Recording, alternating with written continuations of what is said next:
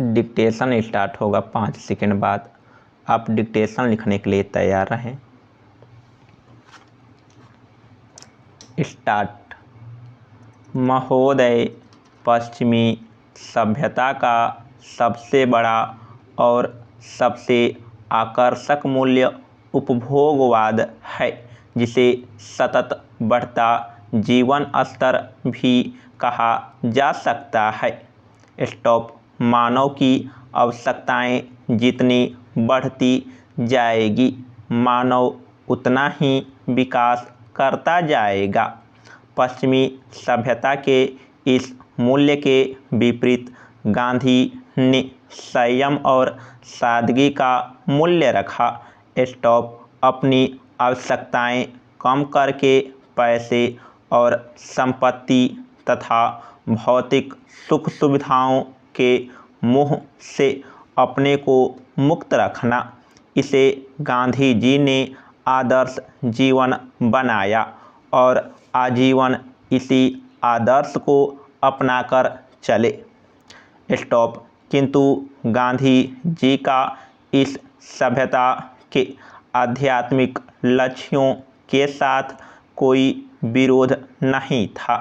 वास्तव में उन्होंने इन लक्ष्यों को परिमार्जित किया, उन्हें और पैना तथा सहजगम्य बनाया। स्टॉप। उदाहरण के तौर पर प्राचीन भारतीय सभ्यता में ये मूल्य या इनका एकीकृत रूप मोक्ष एक आवश्यक लक्ष्य ही था।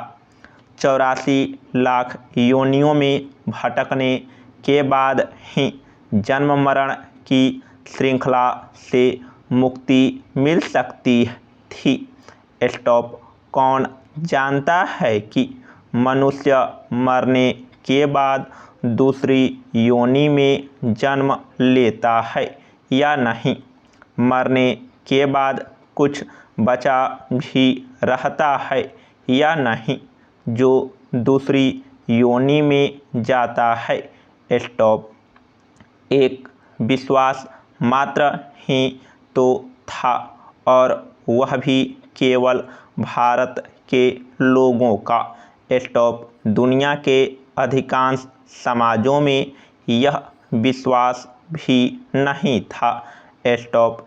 इस्लाम, ईसाई, यहूदी धर्मों में तो माना जाता था कि मरने के बाद अनंत काल तक मृत शरीर का अस्तित्व केवल कब्र के मिट्टी पत्थरों के रूप में रहता है और सृष्टि के अंतिम दिन सब आत्माएं ईश्वर के सामने जाती है। स्टॉप। यह अंतिम दिन भी सहज विश्वास है, किसी ने यह दिन देखा नहीं। स्टॉप। कहने का अर्थ है, प्राचीन हिंदू समाज में सभ्यता का आध्यात्मिक या दूरगामी लक्ष्य इस दुनिया की, इस जीवन की चीज नहीं थी, और गालिब के शब्दों में यह दिल बहलाने का खूबसूरत विचार था। स्टॉप। गांधी ने इन आवश्यक मूल्यों को इस जीवन की, इस लोक की चीज बनाया। समाप्त।